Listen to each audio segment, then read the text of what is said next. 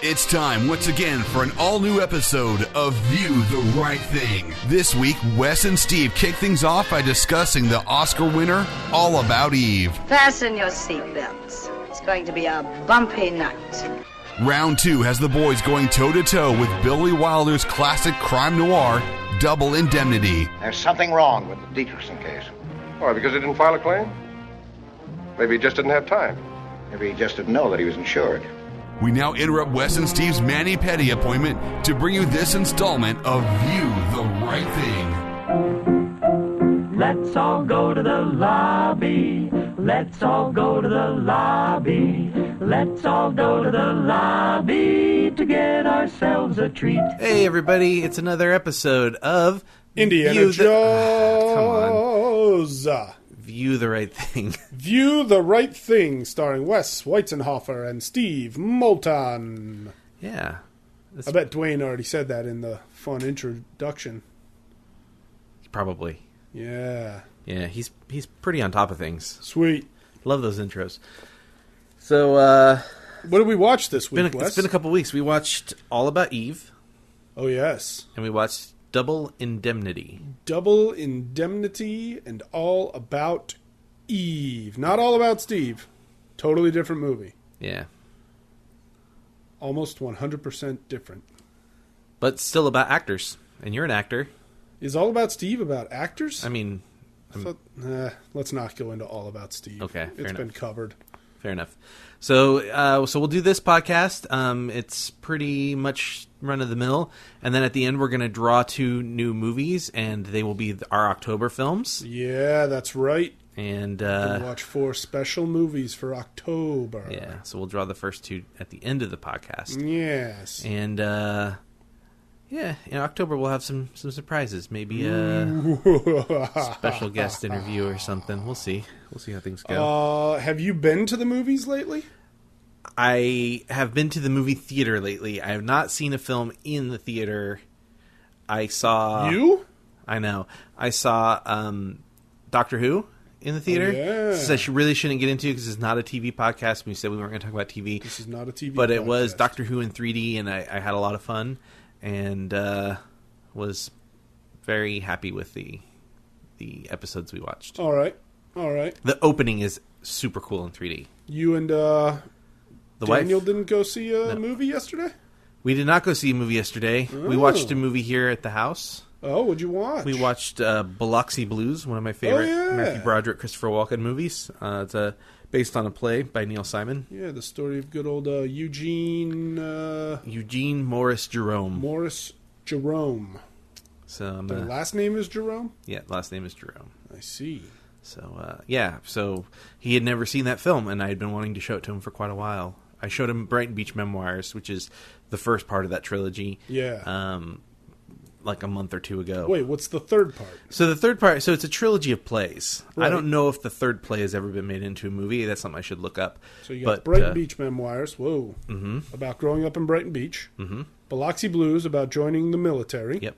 And then the third one? Broadway Bound. Because it's about Neil Simon's life. Sure. So, he becomes a writer and a playwright. So Broadway Bound. Certainly that's a movie. I mean, I've read the play. I've never seen the play. It's got to be a movie. I was in Brighton Beach Memoirs. That's right. Did you play Eugene? I played Eugene M. Jerome. Did you get to say the line about secretly lusting after your cousin? There were a lot of lines about secretly lusting after. Well, okay. Like, I dropped my napkin under the table so I can... Oh, Eugene. Yeah. Broadway Bound. Golden TV Palace movie. of the Himalayas is what he's looking for. Broadway Bound TV movie, 1992. Interesting.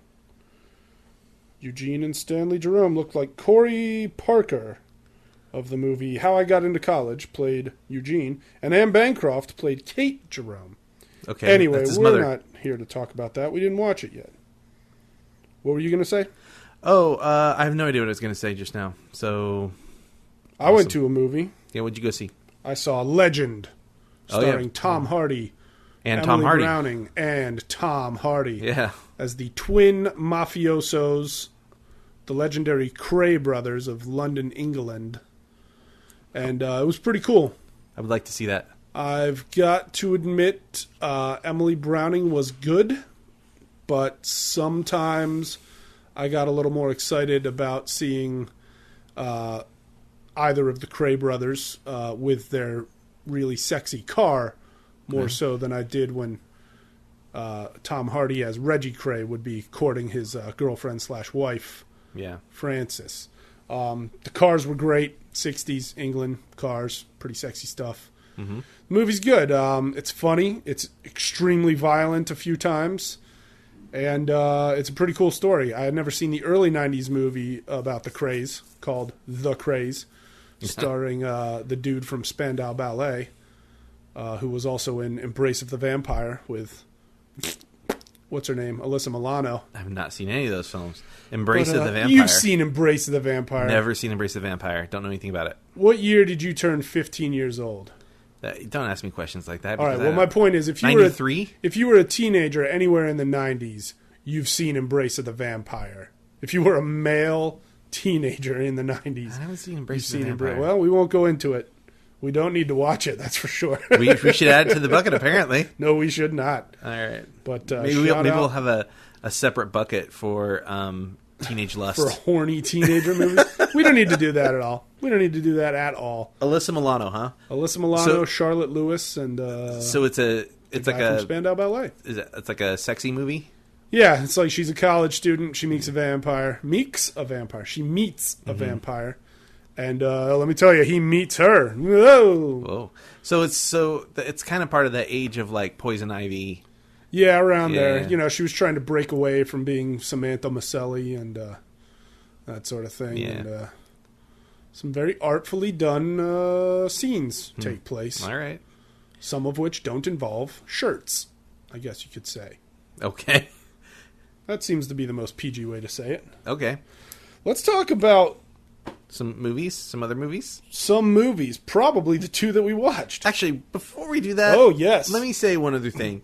So I know this guy named Jared Finn who has a YouTube channel, and he invited me on to his YouTube channel this week actually, and did an interview with me about movies and a little bit about our podcast. And so I just wanted to say thank you to Jared for inviting me. It was a lot of fun, and I would absolutely go and talk more about movies anytime he wanted. There was probably a lot more that we could have. We tried to. He kept cutting me off. He kept going, this is not supposed to last this long. Oh. It ended up being an hour and 20 minutes. So that's as long as a movie itself. View the Right Thing strikes again.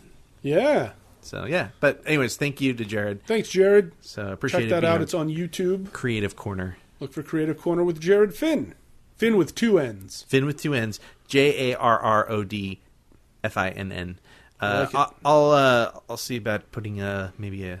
I actually just tweeted a link about it a few hours ago, and so if you're following Stephen No Howood or Movie Hippo, you'll find it. Mm-hmm. You're good like that. Tweet at us, just for fun. Yeah, we like that. I love it. We had a little bit of a battle with a droid yesterday on Twitter. That's true. It's Indiana Joke R2-D2. He's some sort of Twitter ne'er-do-well, and he insulted us. He called us clowns. Yeah. And so we fired back a couple of pretty good ones, I gotta say. Yeah. I haven't heard from him in a while, though. Not since yesterday. Maybe those Jawas I sent got him. Oh, wouldn't that be something? Yeah. Jawas. Okay, now we can get to... Should we dig into All About Eve? Yeah. So, this is a movie starring Betty Davis. And Ann Baxter. You know what she's got? Eyes. Whose eyes? Betty Davis eyes? That's correct. All right. All the boys think she's a spy. I never understood that line. I think Kim Carnes just needed something to rhyme with eyes. Yeah. I actually found her eyes unsettling. Yeah? They're like bulgy and baggy. Maybe it's because she was like 40 by the time she made this. She was easily into her 40s by the time this movie was made, and also I think I read she was like 41. Smokes, so she's helping her aging process along. Yeah. I just think she has very like tired kind of bedroom eyes all the time, you know. Her lids hang kind of low, and it's like she's always just about to doze off, but in kind of a sexy way. It is kind of a smoker thing, huh? Where people have like really baggy eyes just all the time. I have really baggy eyes all the time because I was raised by smokers. Yeah, I don't think you have that baggy of eyes. Oh, well, thank you. Yeah. I think you're just being nice. No, not at all. I think you're just being nice. So this is a black and white film. So I was worried about Steve a little bit. I had actually seen this film before, and I enjoyed it more now than when I was, I don't know, like 13 or 14 when I saw it the first time. That makes sense. Yeah, I appreciated more about it. This film came out the same year as Sunset Boulevard. Oh, really? And this was the movie that Gloria Swanson, she was nominated for an Academy Award. Yeah. And Bette Davis was nominated for an Academy Award. And I think Ann Baxter was nominated for an Academy Award for this. And because of all of that, remember we talked about this Judy Holliday won the Academy Award during the Sunset Boulevard. And we were like, who's Judy Holliday? And the talk was that Bette Davis didn't win it. And Gloria Swanson didn't win it because they essentially canceled each other out. Wow. They were like sort of two heavyweights. And so they split their votes, and Judy Holliday ended up. Judy Holliday. So this Judy. Yeah, this is that other film. This is I think this film has the record for the most Academy Award nominated actresses. Holy shnikes. In it. And it was the first film, and held this record for a long time, to be nominated for 14 Academy Awards, which didn't get matched until Titanic came out. Good night. 14. 14 Academy Awards. Wow. Yeah. That's impressive. Yeah, it's very, very, very, very impressive. That's a whole lot of noms. Yep. It won 6. Wow. It won Best Picture, Best Director, Best Screenplay, Best Actor. How many was that? Was that 6? 2, 3. That's at least 4. Yeah, I'm not quite sure what's going on there. But yeah, so there you have it. All About Eve. And the Oscar goes to Steve. Judy Holliday. What? Oh, I was saying. Oh, you were saying the Oscar goes to me? Yeah, oh. I'm rooting for you. So the film starts, I guess, would be considered present day at the time at an awards banquet. Right. It sort of starts at the end, doesn't it?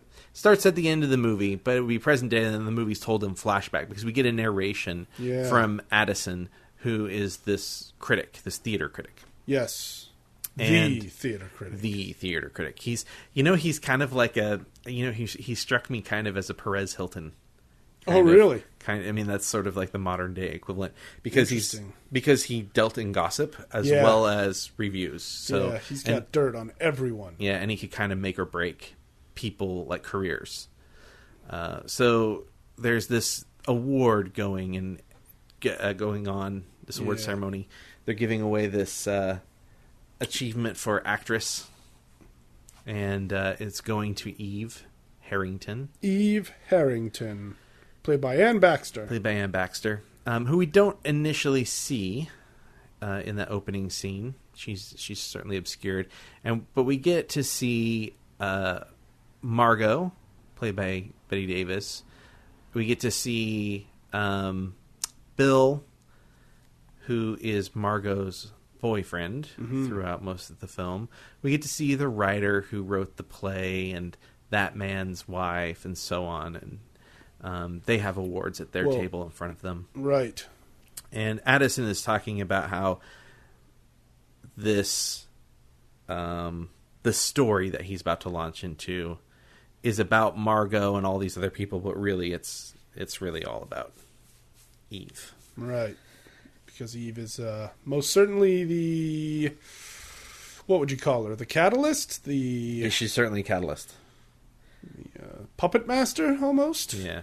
And she's super young, and she's sort of this ingenue, but she's a rising star, and that's kind of what he's getting to. He wants to tell how she had this meteoric rise. How did she have this meteoric rise? So it flashes back to a rainy night on Broadway. Outside the theater. So Margot Channing is in this play. Right. Called... Aged in wood. Aged in wood, or was it just aged wood? Pretty sure it was aged in wood. Oh, was it? Okay. I thought it was aged wood, and I thought that's kind of a funny title because it's kind of mean. Well, Margot is playing this character that's much younger than what she is. She's playing a character like in her 20s. Yeah. And talks about how she's 40. And so this idea to me that this aged wood title was kind of clever to me. Fortunately, it was aged in wood, like whiskey or other things aged in barrels. Yeah. What happens outside that theater? Well, Karen, her friend Karen, yes, pulls up in a cab, and she meets this young girl out in the rain, kind of in the alley, like towards the actor's entrance to in the a theater. frumpy coat and a funny hat. And they have this discussion about how Eve, as the woman she's meeting, has seen every single showing of this play. Yeah. And she's this huge Margot Channing fan. Right. And so Karen's like, well, she's my friend. You should come in and meet her. And Eve's like, no, I couldn't possibly, blah, blah, blah. It'd be an imposition, and I'd be too nervous, and yada, yada, yada. And Karen convinces her to come in anyways. And so she has her kind of wait outside the dressing room. And Karen goes in, and Eve's in there with her friend Bertie. Yeah, her friend / sort of... kind of assistant maid kind of thing. She does a lot of stuff around her house and whatnot. As well as the writer of the play, who was Karen's husband. Right. And right away, we get a pretty good feeling for who Margot is. She's sort of like complaining about having just turned 40 and, whether playing these younger characters is going to do anything for her career and all this, there's uncertainty about what her future is. Right. And obviously she's well received and she's got people doting around her and she's definitely a diva. She's basically the biggest star Broadway has at the time. And it's kind of funny because Joseph Mankiewicz, the director of the film, gave Bette Davis this description for her character.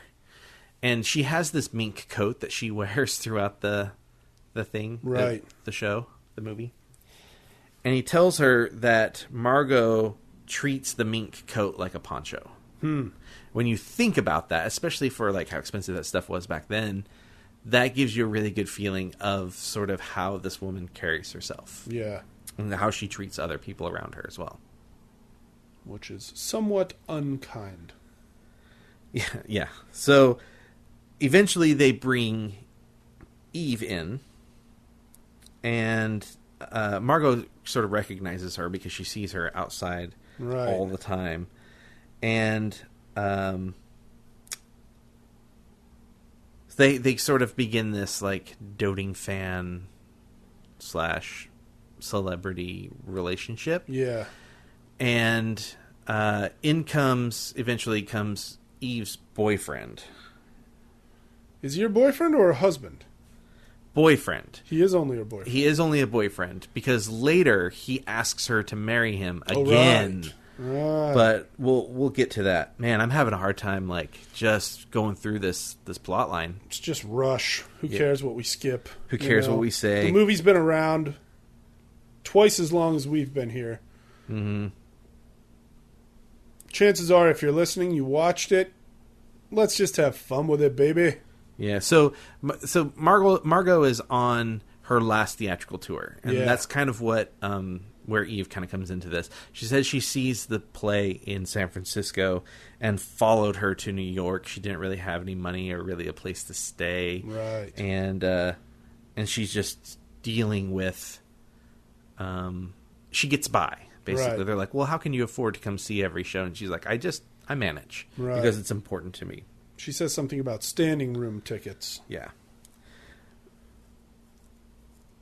So Eve. So her Bertie gets essentially told, Bertie the assistant friend gets told to go do stuff in the bathroom because she's kind of got a bad attitude immediately about Eve. And Karen and her husband leave the room. Yes. And they were kind of like, we're going to leave you two together so you can get to know each other, blah, blah, blah, blah. And Which is kind of strange. Yeah, and Eve says, how about you and I go take my boyfriend to the airport? Oh, right. Bill's drop got him to, off, 'cause he's got he's- to fly to Hollywood. He's got to go to Hollywood, and then we'll go have dinner and get to know each other. And Eve ultimately says yes. So, the boyfriend comes in, Hugh, I believe is his name, and Wait, Hugh? wait, I'm sorry, Eve's boyfriend was Lloyd, Bill, wasn't it? Wait, I don't know. I'm so confused by these He was characters. Bill, the guy who looks like Harrison Ford. Bill. Fair enough. Hugh? Who the heck is Hugh? Hugh. I'm sorry, Lloyd. I was thinking when I said Hugh, that's his real name, Lloyd. okay. And that is the playwright. Lloyd is the playwright. Yes. It's very confusing. ladies and Karen's gentlemen. husband Karen's husband. is Lloyd the playwright. So Bill comes in and he kind of gives Eve a little bit of crap, like, you're killing me, lady, blah blah blah, and you kind of almost don't like him initially. Yeah, but I think he can sort of see that Eve's going to be a hanger-on, and hanger-ons are problems. Right. So Eve excuses herself to the bathroom to freshen up and shower. Yeah. Which leaves Bill and Eve together. And she kind of questions why he needs to go to Hollywood, because isn't the theater like the place to be? Yeah. And Bill kind of goes on this rant about the theater and essentially says, like, this is typical. This is like how stuck up theater people are. Yeah. But everything is theater. Right. Movies are theater, music is theater. It's all theater. So he sort of defends himself in this manner, and it kind of struck me as the writer of a film, Yeah. sort of like getting something off their chest. Yeah, I can understand that for sure. So they go and take Bill to the airport, Yep. and he's like, "I'll take care of the bags." Do you think they took him to JFK? I don't know. Huh. Sure, why not? What? JFK hadn't been president by then. Oh yeah, He good wouldn't point. have an airport, Wes. Yeah, good point. I wasn't thinking about that. I I'm just trying to stay focused on what the plot is, because my brain is not working today. well, just charge, man. So they take him Marge. to the airport, and he's like, "Oh, I'll deal with the bags. You guys go have a moment together." Yeah. And just as they're about to kiss each other, Eve and Bill. Even Bill, not even Margot. No, Margot. and Bill. Margot and Bill. Thank you. Right. The movie's called All About Eve. I You know. think? Yeah, I get it. So just as they're about to kiss each other, Eve shows up and says, "Oh, it's all done," and kind of interrupts the whole thing. Yep. And then Margot says goodbye. They do finally kiss, and then we learn that Margot and Eve go off. They hit it off, and she makes Eve her assistant, Right. and gives her a place to live in her home. In her own home. And Eve goes all out, Yeah. so much so that she's answering the phone, and She places that phone call. she arranges for a phone call with the operator Right. in the middle of the night. Yeah, well, the operator says midnight Los Angeles Which time, means it's which 3. means, 3 o'clock. Yep. And so Margot gets a phone call in the middle of the night. 3 a.m. She picks it up, and the operator says, I have the phone call you asked me to place ready for you. Which is And crazy she's- that service ever existed. Yeah. And she's super confused, but the call goes through, and she starts talking to Bill, and he's like, seems really grateful, and tells her that he'll be home soon, and so on. And the movie's going well.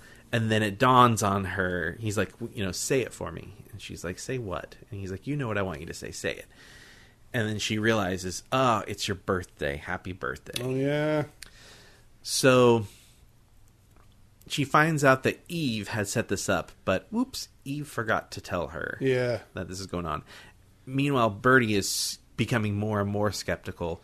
And Margot asks Birdie, she says, "You don't like Eve, do you?" And Birdie basically suggests that maybe Eve is a little bit too hands-on. Right. And that she's seen how someone can take over someone else's life before. Yeah. And so then Margot starts to become paranoid. Right. One night at the theater after a performance that, of course, Eve was watching from the wings. Yeah. Margot's in her dressing room, and Eve asks if she can take the costume back to the costume mistress. Right. And Margot says, "Yeah, of course, go ahead." And Birdie comes out, and Birdie says, "Look, there's unions here. Right. And if you take they have to do all the things in their jobs to be in the union. Yeah. And if you take away the job, which is coming to pick up the costume, not a whole lot a costume person does at this point. Right. If they can't come pick up the costume, you're taking away their job, and they're not going to take kindly to it." So right. Margot's like, "Oh, you're right." So she goes out to go stop Eve, and she sees Eve trying on. Yeah, holding it up, like kind of like trying it on and doing posing like with it. Little curtsies and, Yeah. and things to a mirror, and there's seats beyond that. Seeing how Eve would look in Margot's wardrobe. Right. I believe Birdie's exact line was, let's see here. "Unions carry clothes and press them wrong, and don't let anybody muscle in." Yeah. So Bill's coming home, and so Margot decides she's going to hold a big party for him, a welcome home party / birthday party. I liked the party scene. Yeah, it's a fantastic scene. It has one of the most recognizable lines in Hollywood. Which line? In the line. I'll get to that. Okay. So they get there, and all the food's, arriving, and the hors d'oeuvres are a little bit late. And so Margot's getting ready in her room, and then Birdie comes in, and Margot says, I keep saying Eve. Margot says, "Well, it's all about Eve. Let me know when Bill arrives." And she's like, "Bill arrived 20 minutes ago. Yeah. He's downstairs talking to Eve." Bad move, Bill. Margot does not like this. So she goes down, and she tells Eve, "There's an issue with the orders. Go deal with that." Yeah. So Eve leaves the room. And then Margot sort of starts to accuse Bill of being a little too friendly with Eve, and sort of suggesting Eve's maybe overstepping her bounds. I think I need to get rid of her. Yeah. Poor Margot. And Bill is like, "You're insane," and sort of defends Eve, which does not help the situation. No. And then Lloyd and Karen show up, as well as Max, the theater producer, shows up as well. Max, what the heck was his last name? Oh, I don't remember. I remember it being pretty funny. Byrne something? I don't have it written down, darn it. No. Anyway, Max, he's got a fun accent, and he's always sick. He's always like needing some pep. He's always stressed out. Yeah, he's always got stress and like heartburn, I guess you could say. Poor sweet Max. And when they get there, they immediately realize that there's this rift between Bill and Margot and Eve, and they're kind of like, "Well, are we going to have a classic Margot situation?" Yeah. And Margot, as she's going up the stairs, turns around and she says, "Fasten your seatbelts. It's going to be a bumpy night." Nice. Letting them know that, hell yeah, you're going to have a Margot temper tantrum this whole night. Yeah, it's her party. She can cry if she wants to. Yeah. So somebody should write a hit song. Addison DeWitt shows up, the writer-critic guy. Right. Shows up with this beautiful blonde bombshell on his arm. Now, who played her?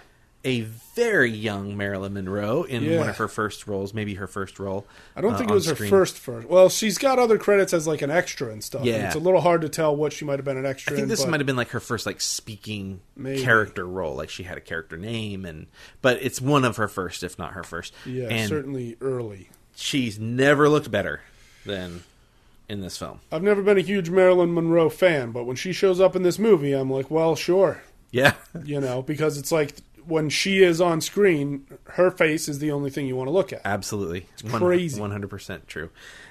So she plays Miss Caswell. Yeah. Who Addison is brought to meet Max, the producer, so she can try and audition for Lloyd's next play. Right. And I don't know if we know the title of that ever. It's not Our American Cousin, that's for sure. No. It's the award that that Eve is getting the award for. It's Footsteps in the Ceiling. On the Ceiling, I'm sorry. Footsteps on the Ceiling. Footsteps on the Ceiling. And Margot is already set to play Cora, the lead. That's right. And so they're looking for someone to play opposite Margot. And so Miss Caswell is there to sort of woo Lloyd and Bill, who's a director, and Max, the producer. And they set up an audition. I don't remember if it was the next day. I don't know if they exactly say when it is, but I think it's sort of implied that it's the next day because Margot's late. But we'll get to that in a second. Yeah, whenever it is at 2 p.m. Yeah, Margot shows up later than that. At like 4:30. She's on Steve time. So Marilyn Monroe, she was young and really nervous about this, and before the night before they filmed this scene, Bette Davis actually threw a party. Oh, for the actors. That's fun. And Marilyn Monroe, everybody stayed and had a good time and stuff, but Marilyn Monroe excused herself early.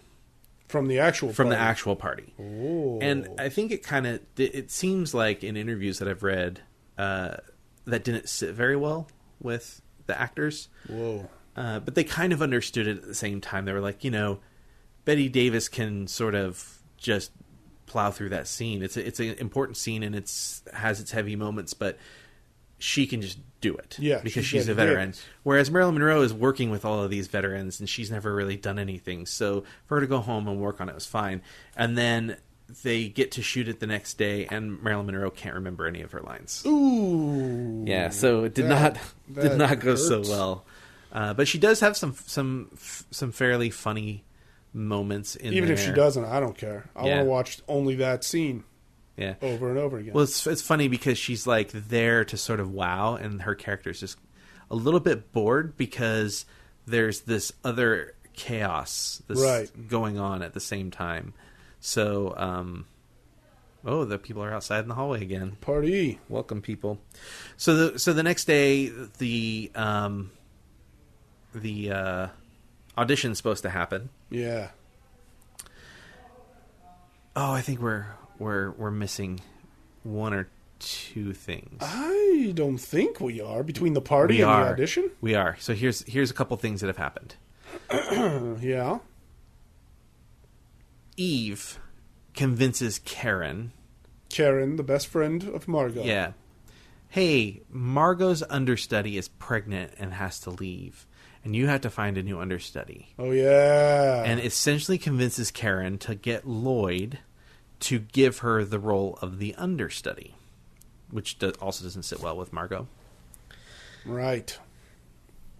And I lost the other thing in my head, so let's just jump to the go for it. Audition. So the audition happens, and Margot shows up 2.5 hours late, and Addison is sitting out in the lobby, I guess, right? And he's like, it's done. The audition's already done. Miss Caswell was sick. She wasn't feeling well, but she still read through it as best she could. And Margot says, well, how did she do? And he says, honestly, nobody remembers how she did. And Margot's like, well, why is that? And he says, because we had someone else read for Cora because you weren't here. And she says, who read? Well, no, Eve was reading against Cora. No. Miss Caswell wasn't auditioning for Cora. That's right. Okay, yes. Because Cora is Margot's part. It's Margot's part. So she was essentially reading Margot's part. Yeah. And they said, they thought it was exhilarating. I can't remember the exact words, but essentially, like, I believe he said she was like a flaming golden hawk. Oh, yeah. No, that's from Anchorman. Something. No, but they did reference fire. In there. She was like a woman set on fire. That's Hunger Games. Oh. So, anyways, she was like a mockingjay catching fire. And she's like, well, I can't believe they had her read. And he says, well, she is your understudy. Yeah, and you were 2.5 hours late, Margot. Yeah, and she goes, my understudy. And he's like, yes, didn't you know? And she says, of course I knew. So she bursts in and goes, okay, let's get this thing going, while everybody's up on the stage and congratulating Eve. And they're like, hey, we finished this. You were supposed to be here 2 hours ago. It's already done. We had Eve read the part, and she acts kind of gracious about it. She's like, "Oh, that's so good of you to do that." Yeah, she plays like she doesn't already. Whoa! Like she doesn't falling. already know that it happened. And then they kind of spill the beans that she's the new understudy, and Margot's like, "Oh, that's so wonderful." Blah blah blah blah. Oh, I remember what the other thing was. What was it? The other thing that we missed at the party. Yeah. To get Eve out of her hair, she convinces Max to give Eve a job in his office. Right. So Margot has removed Eve from her personal life. And then she shows up at the theater, and Eve is taking over her professional life. Yeah. Feed a cat. Mm-hmm. Feed a cat, Margot Channing. Mm-hmm. No relation to Carol Channing, I presume. I don't think so. I have to assume not. So Margot just then throws a fit, and they realize that she did know that Eve was the understudy, and she knew that she was 2 hours late, and she knew that Eve had already read for the part, and she's furious, and she throws this big temper tantrum, and she fights with Lloyd. Right. Her best friend's husband. Yeah. And the writer of 2 plays for her, at least. And he leaves in a huff, and he's kind of like, it's the actors always think it's them that makes the story. Yeah. They don't take into account the fact that somebody gave them the words to say. And so he leaves all angry at her. And poor Lloyd. Margot and Bill fight as well. And they fight about a bunch of things. They fight about her paranoia over Eve, and they fight about the fact that Bill has asked her to marry him multiple times, and she's like, doesn't think she's worthy of it, and it sort of ends with not much resolved. So it's a bad fight and a sad fight. Yeah. Karen is at home painting. Right. And Lloyd comes home and he says, "Oh, I had lunch with Eve." And Karen's a little suspicious. She should be. And she's like, "Oh, did she mention the play?" He's like, "Oh, just in passing." He's like, "What if I gave the part of Cora to Eve? Because I've never actually seen my words, the things I've written reflected properly, because I've always got this actress who's this big complaining diva, and she's too old for the part. I've never seen someone who's the right age for the part in my plays. So what if I cast this?" And of course, Karen comes to the defense of her friend Margot, and she says, "I won't let you do it. You need to approve. All your casting decisions need to go through me." Wow. And he agrees with her. So he leaves, and she goes back to painting, and an idea strikes her. She gets an idea about their upcoming vacation. Yes. So there's this vacation that's going to happen with just the 4 of them, her and Lloyd and Bill and Margot. Right. In like upstate New York. Karen, Lloyd, Bill, and Margot taking a road trip for the weekend. So she gets this idea, and she calls up Eve, and she hatches a scheme. But we don't know exactly what that scheme is. So at the end of the weekend, they're all sitting in this... Oh, Bill decided not to go. We find out there's the 3 people are sitting in the front seat. Bill had to bail. And we find out that Bill decided he wasn't going to go. He needed some time to himself. And so you've got Karen and Eve and Lloyd in a car. And in the snow. And Karen's, they're checking on the time. What time do we need to get to the train station? Oh, we've got 10 more minutes before we, to get to the train station. And it's only 7 miles away or whatever. And then Eve's gonna get on the train. They're gonna put her on the train, and she'll get to the theater in time for curtain. Right.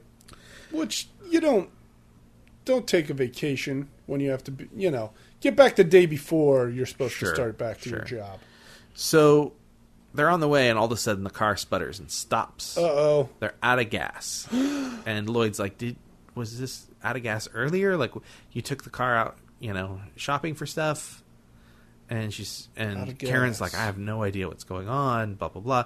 So Lloyd says, I'll tell you what, I'm going to go start walking and try to see if I can get either gas or somebody to come and get us so you can get to the train. Yeah. And so Karen and Margot are sitting there, and Margot apologizes. Right. And she's like, she sort of... I've been hard on Lloyd. Yeah. I've been hard on you. I've been hard on Bill. I've even been hard on Eve. Yeah. She sort of grows up in this moment. Yeah. She's no longer this woman who's been clinging to her 20s diva-ishness for 20 years. Yeah. Now she's like, you know what? I'm at the top of the mountain. I can chill a little bit. Yeah. And Karen and Margot have this discussion about Bill and about how she loves Bill, but she's afraid that Bill's in love with Margot Channing and not her. Right. And she sort of opens up that there's this stage persona, Margot Channing. But she, deep down inside, is a different human being. And we're kind of seeing that other human being in the car. Right.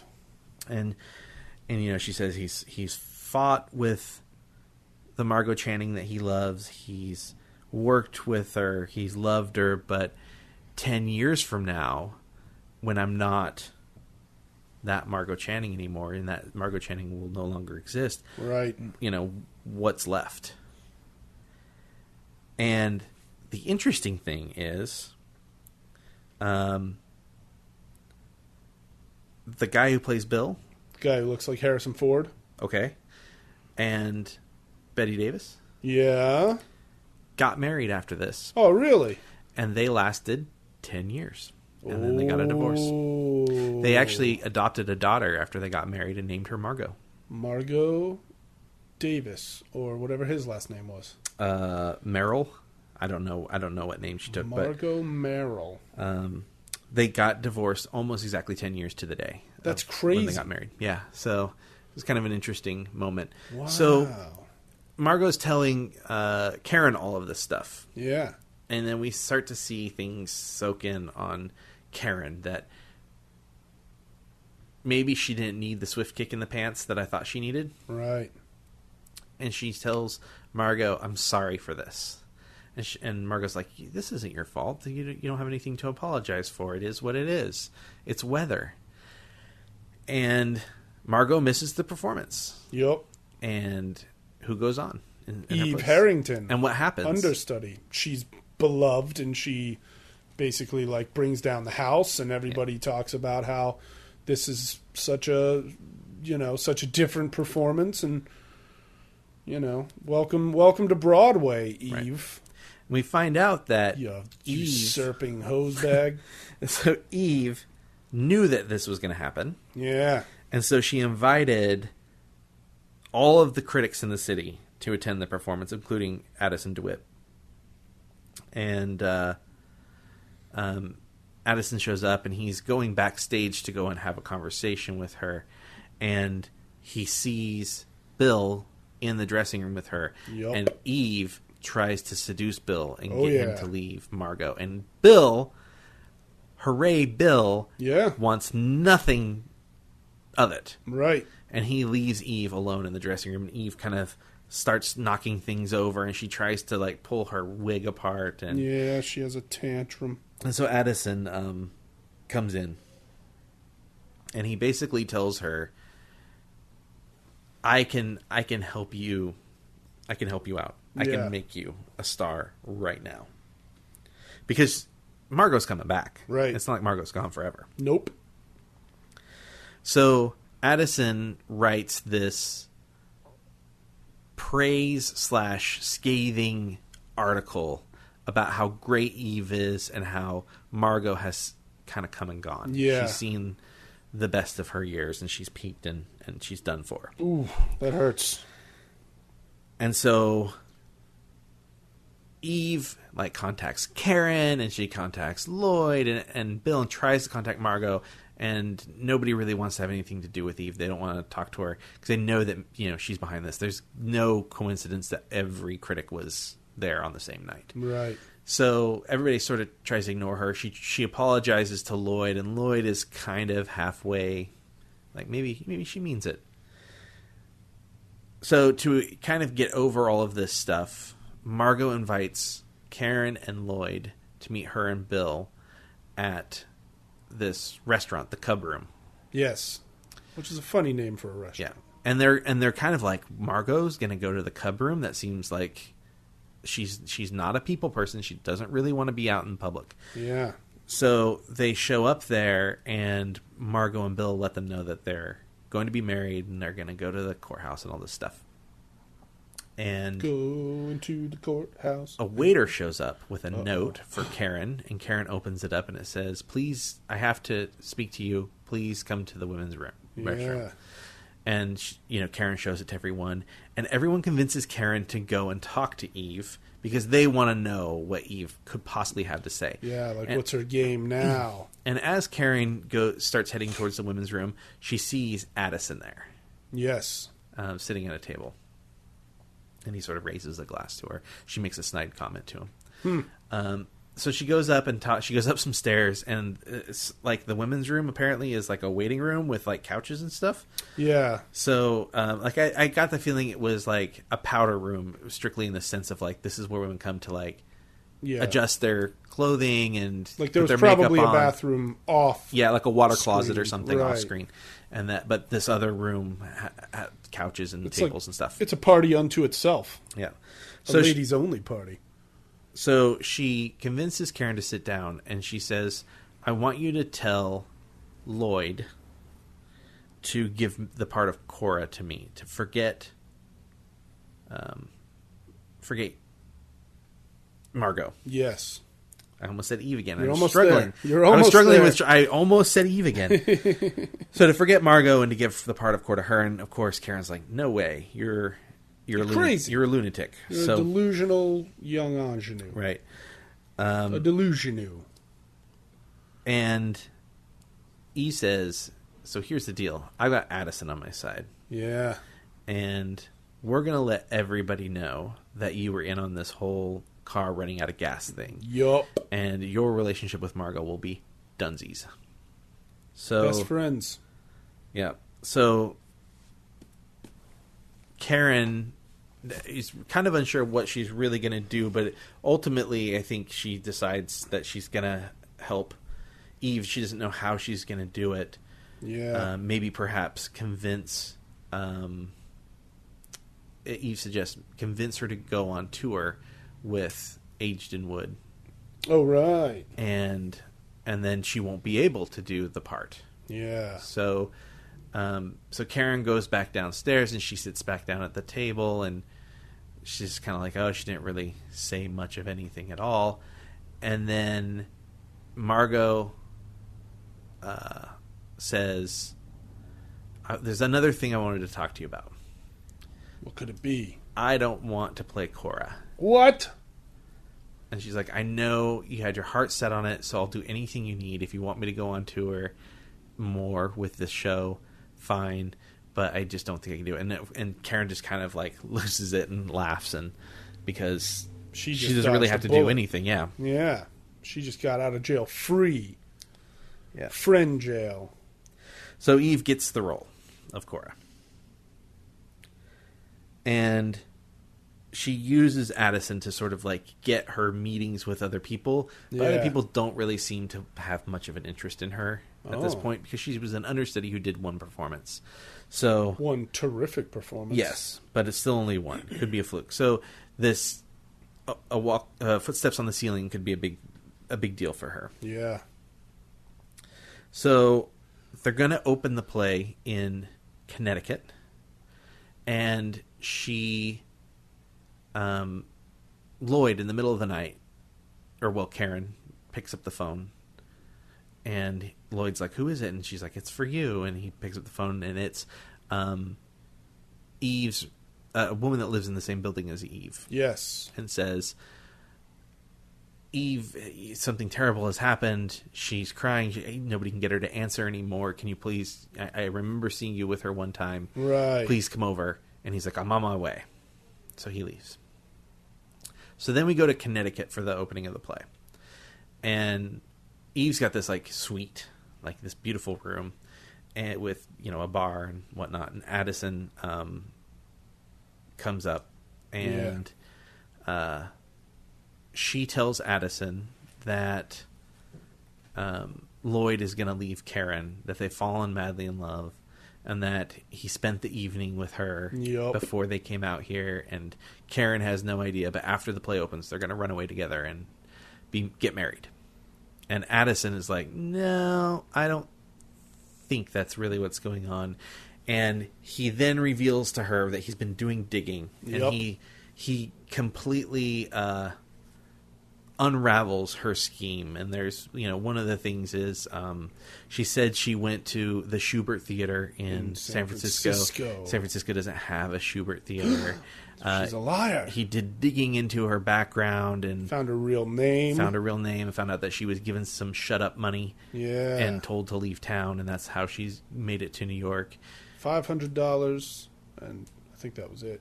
Yeah. So I forget what she was supposed to shut up about. What was the money to keep her from talking about? Heck. Well, her name is Gertrude Sloginski. Gertrude Sloginski. And she had said that she'd been married to this terrible guy, and it turns out she was never married. She had an affair with her boss. Right. An affair with her boss, much like she's tried to do with Bill and Lloyd. Yeah. Who worked in a brewery in Wisconsin. So nothing at all like what she said. Nope. So Addison essentially blackmails Eve and says that she's not going to marry anyone else, and in exchange for Addison's silence, that she's going to belong to him. Oh. And I'm not really quite sure what that entails. If like she's like Addison's like sex slave, or what's going on after that. Like they're going to be married, or basically he's got dirt on her, the biggest of dirt. Yeah. And if she doesn't do what he says, he's going to pull some kind of consequences, and he's going to reveal the dirt, and who knows what and she'll else. be nothing. Yeah. So then we go back to the opening scene, or the present day, and she's presented her award, and she thanks Margot and Bill and Lloyd and Karen, and they all just kind of just stare at her without really any expression.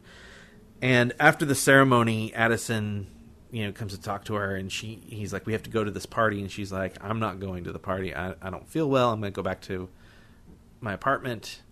Take this award, and she, take this to the party on my behalf. And so she goes home. Right. And when she gets home, she starts turning on lights, and in the mirror she sees a young woman sitting in a chair. Sleeping in a chair.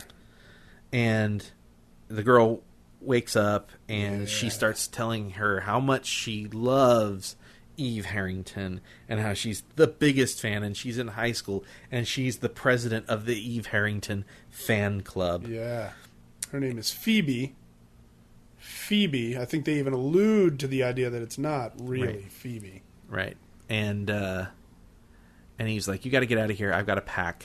And the girl's like, I'll pack for you, don't worry. And then there's a knock at the door, and the girl makes Eve a drink and hands it to her, and Eve like kind of slumps down onto the sofa, and she takes on the most Margot Channing like demeanor and physical traits that we've seen yet. Almost like she's become like a has-been, or like she's been around for too long already. So Phoebe gives her the drink and then goes to answer the door, and then she brings in the award, and she says, go pack the award in my trunk because I want to take it with me. Yeah. So the girl goes into her bedroom and puts the thing on the trunk, and then she sees the outfit, a dress on the bed, Yeah, it's sort of that big sort of cape, sort of cloak Yeah. thing that Eve had been wearing over her dress. Oh, that's what it was, a cloak, yes, not Yeah. a dress.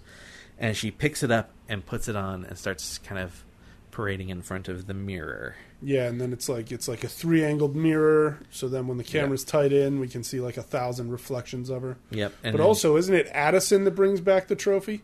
And Phoebe lies and said, "Oh, it was just a cab yeah. driver. He said you left this." Correct. Yeah. Correct. So right away we know Phoebe's a liar.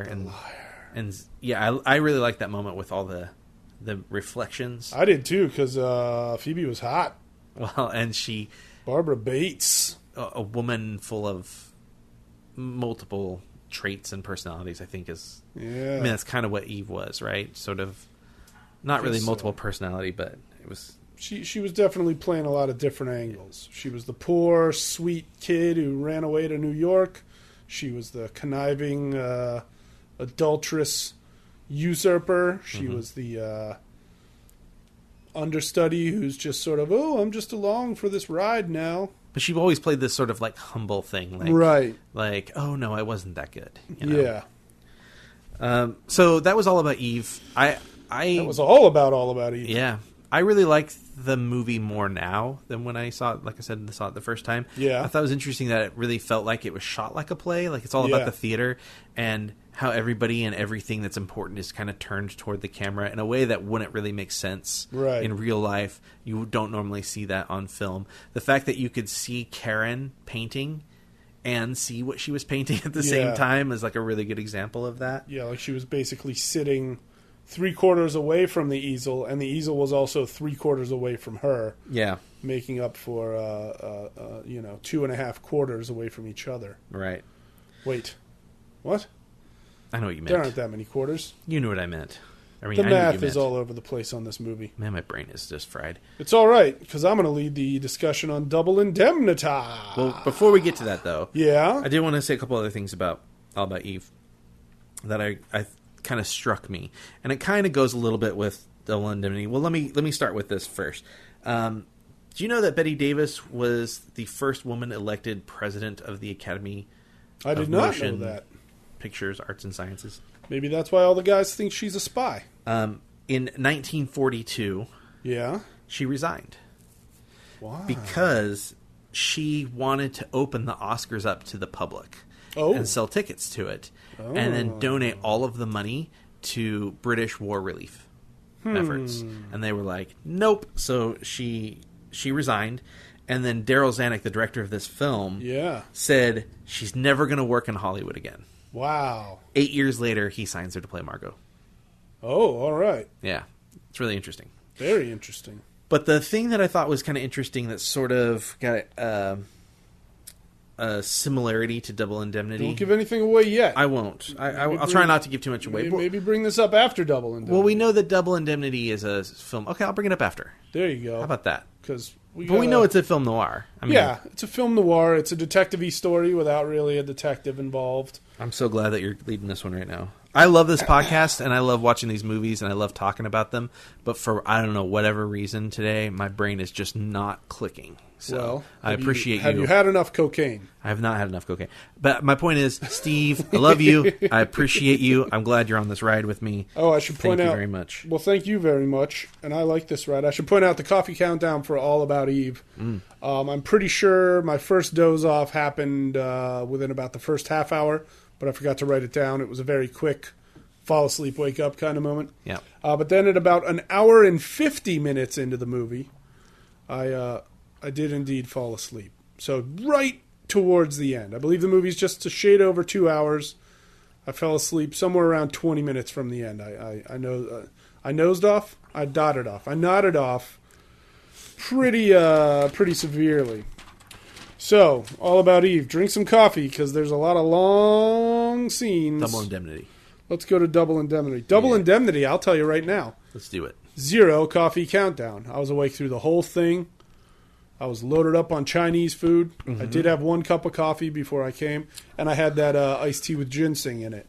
Ginseng probably played a major role in that whole thing. Yeah. But I didn't doze off once, I'm happy to say. Okay.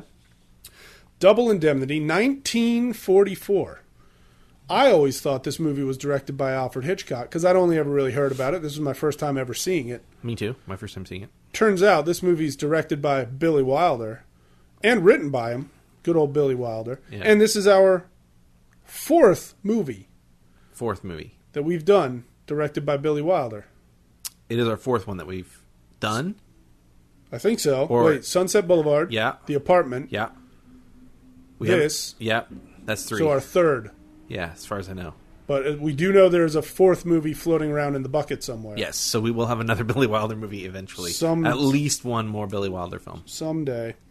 So this was at least our third Billy Wilder movie. It stars Fred McMurray. You might remember him from My Three Sons. And The Apartment. The Apartment. He was Mr. Sheldrake. You might also remember him from the original Nutty Professor, where he invents flubber and saves a basketball team, or however that works. Mm-hmm. Was he also the Shaggy DA? We discussed that. Yeah, I think he was. Because the Shaggy Dog was about a teenager. And Yeah. then was he the Shaggy DA, a district attorney who turns into a Shaggy Dog? I think so. I suppose IMDb would help. I don't know. So Fred McMurray plays an insurance salesman. I almost called him a sales fella. Mm-hmm. Insurance salesman back in 1940s Los Angeles. And he plays Mr. Walter Neff. Now we know this because the movie starts with him limping through the night, coming into his insurance office. A nice janitor keeps addressing him as Mr. Neff. Can I help you to your office, Mr. Neff? What have you? Blah, blah, blah. Mr. Neff, Mr. Neff, he says 1,000 times. Neff goes into his office, picks up a funny wax cylinder recording device, and starts speaking into it. And he seems like he's sweating an awful lot. He's sweating an awful lot. He's limping. He's having a hard time moving his left arm. Mm-hmm. And he starts speaking into the recording device, and he says, "Inter-office memo. Confession." And he starts confessing to his boss, Mr. Keyes. Mm-hmm. I like Keyes. Keyes is great. Keyes, played by Edward G. Robinson. See? That guy. Starts saying to Mr. Keyes, you were concerned about the Dietrich case. Dietrichson. Mm-hmm. That's the name. The Dietrichson case. And he says, you said it wasn't an accident. Check. What else? It wasn't a coincidence or something like that. Check. Maybe it wasn't a suicide. Check. And then he says, you said you think it was murder. Check. Mm-hmm. And he goes on to tell the story of Dietrichson's murder. Which is a really common theme for our podcast movies so far. Murder?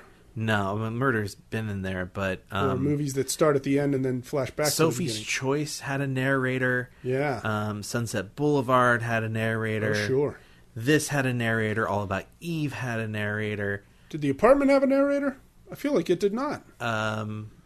The Apartment did have a narrator. Remember, Jack Lemmon's character talks a lot about, my name is this, and I work in this department. True.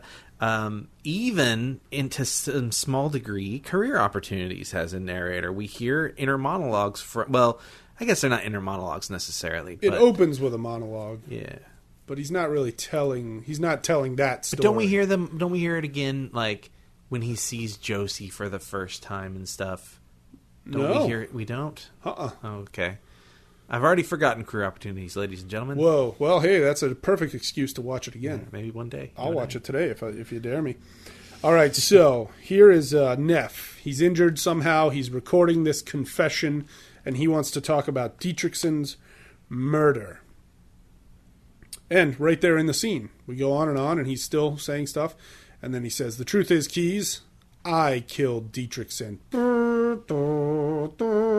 So right there, we're 5 minutes into the movie. The mystery's solved. Right, sort of. But what mystery?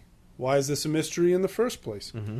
So we flash back, and we start with, what's his name here? Neff, talking about how it all started one day when he drove to Dietrichson's house, because he was out that way, somewhere in Glendale, on an insurance call, and then he remembered, he's got a ticket for this house in Los Feliz, auto insurance thing that's about to expire. Mm-hmm. So he wants to talk to Mr. Dietrichson before the policy lapses. Well, he arrives, and the housekeeper almost doesn't let him in, but then he just sort of shoos his way into the door, And Mrs. Dietrichson, Mrs. Phyllis Dietrichson, played by the lovely Barbara Stanwyck, whose hair I could not tolerate in this movie. It's a wig. It probably was a wig. It absolutely was a wig. Okay. Those bangs didn't make any sense. Yeah, I think one of the crew people was like, they watched the rushes and they were like, we hired Barbara Stanwyck and we got George Washington. Whoa. Yeah, which is kind of funny. And referring to the wig or her real hair? The wig. That wig was just, it wasn't 100% terrible. I'm sure it was very fashionable for the time. They really wanted a blonde, and they by the time that they had realized that it was so bad, it was too late to do anything about it in the film. So it wasn't. Was it so bad? I just remember the bangs just being like impossible. It looks like a wig. It does. Well, so Neff shoos his way into the Dietrichson home. Mr. Dietrichson is not home, but from upstairs and wrapped only in a towel, Mrs. Dietrichson arrives, and she's like, "Oh, who is that?" Blah blah blah, and Neff makes a joke about like, "I'd like to offer your husband more coverage or something like that, certainly more than you're wearing right now," or some sort of joke. Mm-hmm. And he's hitting on her hardcore from the jump. Did you notice something about the look of the inside of the house that always looked kind of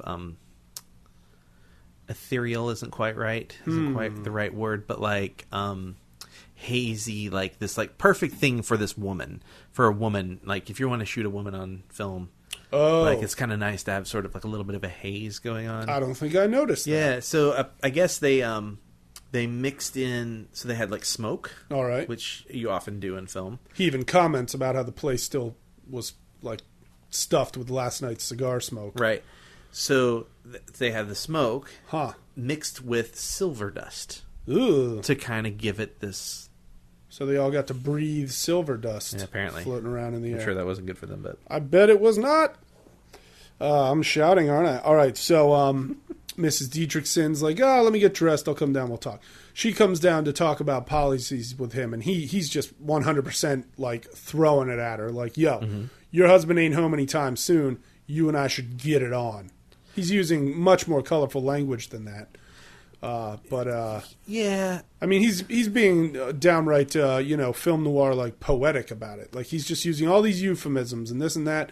But he's saying, like, we should throw down. Right. Because your husband won't be home for a couple hours. But yeah.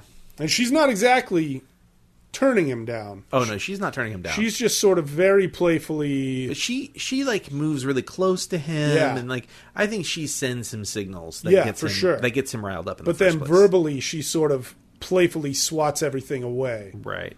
But she's physically signaling, like... And I feel like she's instigating it personally. Oh, absolutely. Yeah. She's 100%, she's trying to get him to go home and think about her, if you know what I mean. Mm-hmm. She then asks about accident insurance.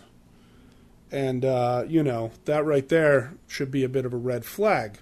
So, long story short, Neff goes back to his office. We finally meet his boss, Mr. Keyes, played by Edward G. Robinson, and he's given a firm talking to a truck driver whose truck caught on fire, and he's telling him, "Listen, pal, we're not paying your policy because you definitely set your own truck on fire, hoping to collect the insurance." I guess I have no idea what you're talking about. Yeah, the guy you can tell we found the shavings. And he goes, "Right, what shavings?" And he goes, "The ones you soaked with kerosene." Yeah, the ones you soaked with kerosene. So the guy's like, I'm not sure. And Keyes has him sign this thing to basically say he's waiving the claim. And, he says, you can be an honest man again. Now get out of here. And the guy basically realizes he's caught in a lie. He's lucky he's not going to jail. He eats crow and he leaves. Every time Edward G. Robinson explains something, goes through the process of explaining something, those are the best moments of the film for me. Oh, sure. Like, he knows his monologues. There's one coming up a little bit later in the film when they speak to Norton. That monologue is great. One of the best that I've heard in a while. Absolutely. So. The one about the different kinds of leaps and the different kinds of drownings and the different kind of poisons. Yeah. So that's that. Neff and Keyes, they shoot the breeze a little while about the insurance business and what have you. Mm-hmm. Neff, of course, lights a cigar for Keyes because he seems to always be faster with his matches. Keyes can never find his lighter. So then what happens? Neff goes back to Dietrichson's house. Yes. To meet with Mr. Dietrichson. Guess who's not there yet again? Yeah. Mr. Dietrichson. Why isn't he there this time? But, when she opens the door and he's standing there, and he's kind of standing in a way that, like, he knows that Dietrichson's not there. Yeah. He asks about Mr. Dietrichson to make sure, I think, but he knows that Dietrichson's not there. Dietrichson still not home. And once again, Neff is just hitting on his wife, Phyllis, played by Barbara Stanwyck. Hitting on her so hard, and they're talking about this and that. Basically, it comes to light. Phyllis wants to kill her husband. Mm-hmm. She wants to buy an accident insurance policy on him. She wants to bump him off and collect the bread. Because, he's so neglectful and yet so abusive, and he's got this daughter that hates Phyllis and this, that, and the other thing. And I think she mentions... He won't let me go out. He won't let me go out. He won't let me go shopping. Yeah. She's basically a shut-in. I think she mentions that she had been his wife's nurse when his wife was dying of some horrible disease. Pneumonia. And then once his wife passed away, Dietrichson basically just turned his affections to the nurse. She was the closest woman. Mm-hmm. Blah, blah, blah. She married him because she wanted, a house to live in. So, it's not exactly a very pretty picture, although it's a very pretty house. Mm-hmm. Where are we? So, Neff talks her out of it. He realizes, wow, she is 100% serious about this. And he's like, no, it'll never work. Like, you're always going to get caught. No matter how perfectly you plan it, you're always going to get caught, especially with my boss, Mr. Keyes. His job is to basically turn down insurance claims. He's going to find out that this was rigged. It can't work. Yeah. But he goes home that night, and he can't get Phyllis off his mind. She's infected him now. She's in his brain. And he knows they're not done. He says, right. I know that we're not done yet. So he comes up with a plan to make sure they can bump this guy off, collect the insurance money, and nobody is going to be the wiser. Right. Where the heck are we? So he comes up with this plan. They talk about it again, and they keep saying they're with each other straight down the line. Yeah. Like, both of them, they're in it together till the end. They're in love. Excuse me. They've met 2 whole times, so they're in love. They haven't shagged, so they're in love. And they're with each other straight down the line. And that line thing is, I think, kind of important. That theme comes up quite a bit. Yeah. They don't just say the line. A lot. The theme of a line, moving in a line, is important. Yes, I do agree. So where are we now? Oh, so now, what Neff's got to do? Yeah. Oh, no, go ahead. I'll add it in a minute. So what is it? Oh, yes. I should point out that when he decides to do it, it's at his own apartment. Mm-hmm. He's gone home after talking her out of it. He's back at his own apartment, and she shows up. And he says, sure enough, 8 o'clock, she just happens to show up at my place. Yeah. And they have, this exchange, and she tells him, oh, blah, blah, blah. They hug. They don't even make out right then. They just hug, and he's like... No, he kisses her. I don't think they do. At the window, yeah. Oh, yeah. At the window? Yeah. Is that after the long hug that backs away and all that? I thought they just hugged at first. I'm pretty sure they... Maybe they kissed right there. They lock lips, I thought. Well, it might not have been that memorable of a kiss. Because I would remember... No, I'm just kidding. I don't know. I was jacked up on Fred coffee. McMurray. But they do have that weird long hug on the couch. But that's back then. After the kiss. Okay. They've already kissed. All right. Maybe I was looking at my ice. But you're right. He turns her in kind of a weird way, and because she's sitting on the couch, kind of weird, and then he pulls her close. He pulls her really quickly, and it's like, oh, he's gonna kiss her, and nope, it's this really weird hug where it looks like she's being held against her will. It kind of does look that way. Yeah. So he comes up with this plan. He's got to get Dietrichson to sign an accident insurance application. This is like the next day or something, right? But without Dietrichson realizing what he's signing. And he needs it witnessed, but he can't have it witnessed by Mrs. Dietrichson, Phyllis. Yeah. because that'll look way too suspicious. So Phyllis brings in Dietrichson's daughter, Lola, to be the only witness available, which seems like a terrible idea, and it probably is. But he kind of goes over the whole plan, right? The next day or whatever. They discuss the plan and how they're going to do it. No, not right? really. Oh. I thought... Well, anyway, we'll get into that. So, Neff's over at the house. We finally meet Mr. Dietrichson. He's a pretty cantankerous jerk. Yeah. It's been revealed that he basically doesn't have real money. Yeah. He's got these oil concerns that he's involved with working on, but he's pretty much broke. He couldn't really get his hands on any real cash. And so what is it? Neff very slyly gets him to sign the stuff. Lola's in the room playing Chinese checkers, bored out of her mind, and talking about she wants to go meet with her boyfriend, Nino Zacchetti. Neff's no. She's going to go out roller skating with Anna Matthews. But Dietrichson, her dad, is like, well, you better not be meeting that bum Zacchetti, blah, blah, blah. He hates that kid. Because who wouldn't hate any... You hate a dude if he's trying to mess with your teenage daughter. Sure. So Lola does indeed witness the signing of the papers, as does Phyllis. Dietrich signs the papers, not knowing what he's signing. So there's two sets of papers. There's two contracts. And he starts to remove one to go and look at the other one. And Neff kind of takes it out of his hand and puts it back in front of the second one. Oh. And he has him sign the top one. And then he slides it up a couple inches to reveal the signature line of the bottom one. He says, you need to sign this one too. And he's like, a second contract? And he says, well, one is for me and one's for the file and one's for me, blah, blah, blah. Yeah. So he convinces him that the second one that he can't read is, but it's really the accident insurance. The accident insurance. Oh, man. So Dietrichson says goodnight. Phyllis follows Neff to the door, and they talk about blah, blah, blah. Ooh, we're going to do it. Oh, yeah, he signed it. Ooh, great. Everything's great. Neff goes to his car, and little Lola is waiting in his car. Yeah. Pretty creepy, if you ask me. Gets into his car. There's this foxy teenager in there. She's like, oh, well, I figured you're going my way. You could give me a ride, right? First of all, rude. Second of all, you don't just get in a grown man's car. Yeah, it's a little aggressive. It's a little aggressive. Yeah. But it opens the door for Neff to get to know Lola. Drives her down. Of course, she's meeting with Nino Zacchetti, and she lied to her parents about going roller skating with her girlfriends. We meet Nino Zacchetti. He's a jerk. He is a huge jerk. We find out he got involved in some sort of scandal at law school, right? Med school. Med school, yeah. He was in med school, and he was working nights at a theater, maybe. Anyways, he got into an argument.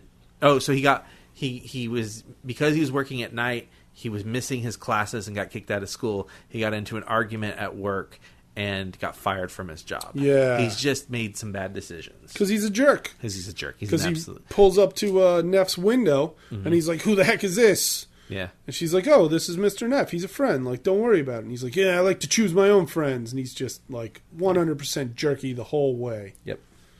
So what is it? Neff is pretty courteous to him, you know. Just, you know, doesn't really take his guff, but doesn't bother firing back. He realizes this kid fancies himself a tough guy. Yeah. Probably trying to show off in front of his very attractive girlfriend.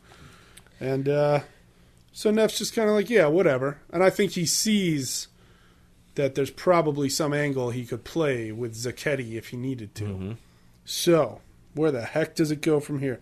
All right, so Neff figures out that what is it? No, he's got to secretly meet Phyllis, and have her secretly drop the signed accident form into Dietrichson's safety deposit box. Yeah, so they've already discussed what the plan is going to be at this point. Have they fully? I think so. I don't think they fully discussed the train and all that jazz, have they? Did. Well, the reason I thought they did is because I noticed the clothes that she wears in the film. Yeah. And I think at this point they have. But I could be wrong. But what I did notice was early in the film when she's like, oh, my husband's not home, and oh, I thought about it, but I was never going to do it. I was never really going to kill him. Yeah. She's wearing white. All right. Right? Once they start plotting, like those scenes where you see them plotting and doing nefarious things, right? She's wearing black. So, well, dark colors is black and white. So, but yeah, I assume it's black. But so, I don't remember them going like point by point over the plan at this point. Yeah, because he talks to her about the double indemnity clause, like why that's so important and where it has to be. I thought he talked to her about that after the it's possible, I guess. Application handoff. Maybe it's right there at the door while Lola's waiting in the car. Is that when that happens, maybe? I don't remember. So basically what he says is, you've got, when he's taking this trip out of town, Dietrichson's going to take a trip out of town, he's like, you got to make him take a train out of town, not drive his car. Because this accident policy has a double indemnity clause. If he dies on a train, which is pretty unlikely, it will pay double. Yeah. So we get $100,000 instead of $50,000. You got to make him take the train to Northern California. Palo Alto, like that's that, yeah. right. She's like, no, he's going to want to drive. He's like, it's got to be a train. It's got to be a train.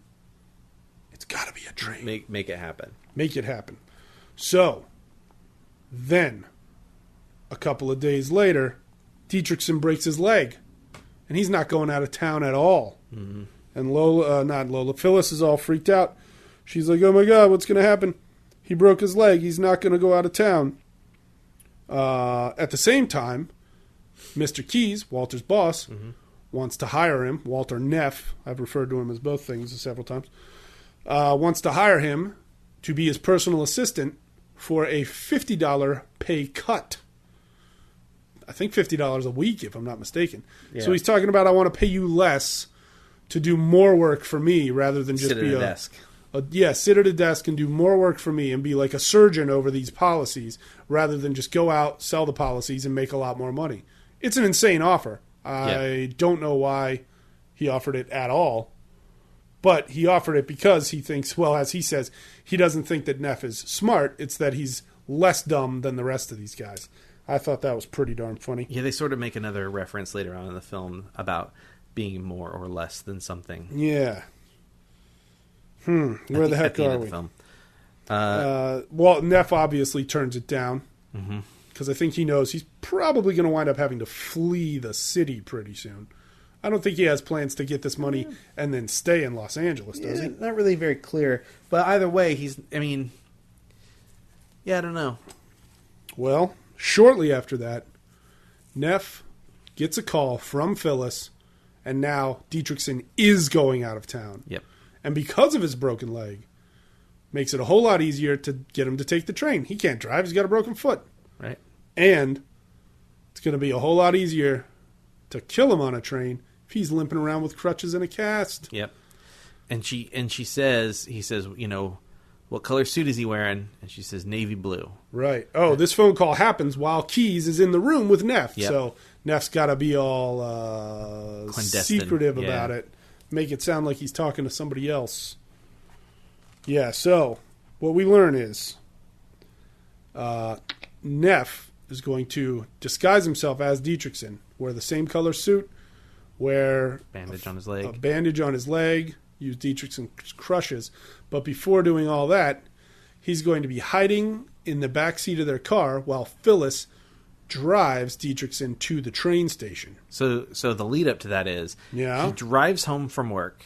He parks in the garage where there's a car guy, and he says, I want to get the car washed. He makes sure he's seen by the guy, and that the car is not available to him. Yeah, he goes around setting up his whole alibi. He couldn't possibly be anywhere else because this guy's washing his car. Right. And so and he says, I'm going to go upstairs and do some work. He purposely leaves an important book behind on his desk. Yeah, his price rate book or something like that. He calls one of his coworkers to go take a look at the book and give him some quotes, which ensures a long phone conversation, which places him at his apartment. Right. He also knows that the phone call is going outside of his immediate area, which means it will show up in phone records that he was actually there and he made this phone call. Don't give away all the details of his alibi. What if they haven't watched it?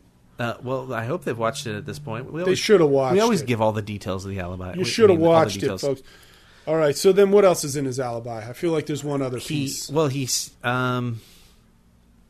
makes sure he's seen getting home and staying There's home. other pieces to what he does, but not necessarily things that anybody would ever know. Okay. So he takes these little bits of card and he puts one on the bell for his doorbell, and he puts one on his phone, inside the phone, so that way he knows if somebody called him, or if somebody came to ring the doorbell. Right. So he can make some sort of excuse why he didn't answer. Right.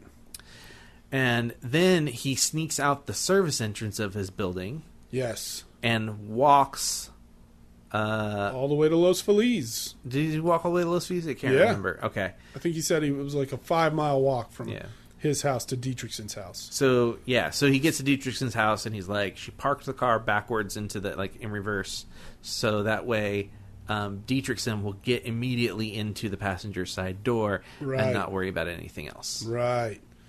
So he gets in the car, he hides in the back seat, low on the floor. Phyllis comes out with Dietrichson on his crutches. She goes into the garage, pulls the car out. Dietrichson hops in the front seat. Everything's going smooth. They take a wrong turn on the way to the train station, as planned. Dietrichson starts going on, this isn't the right street. Bah, what are you doing on this street? Being a jerk. Yep. The plan is she's going to pull down a certain street and then honk the horn 3 times. Mm-hmm. And that's when Neff is supposed to rise up in the back seat, and I'm guessing strangle Dietrichson. He breaks his neck. Is that what he does? Yeah, because they say that he broke his neck. Oh. The autopsy showed that no other signs broke his neck. Broke his neck. So Neff knows how to break a man's neck with his bare hands. It does look like he's going to strangle him with something in particular, but the autopsy report says broken neck. Broken neck. Terrifying. Where the heck are we? All right, so Dietrichson is now dead. Mm-hmm. And it was Walter Neff who done it. Yep. You got to turn a page. I'm going to do it far away from the microphone.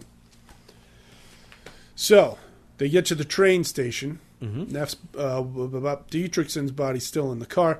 Neff gets out with his bandaged foot and Dietrichson's crutches and a hat down low over his face. Mm-hmm. And now he's posing as Dietrichson.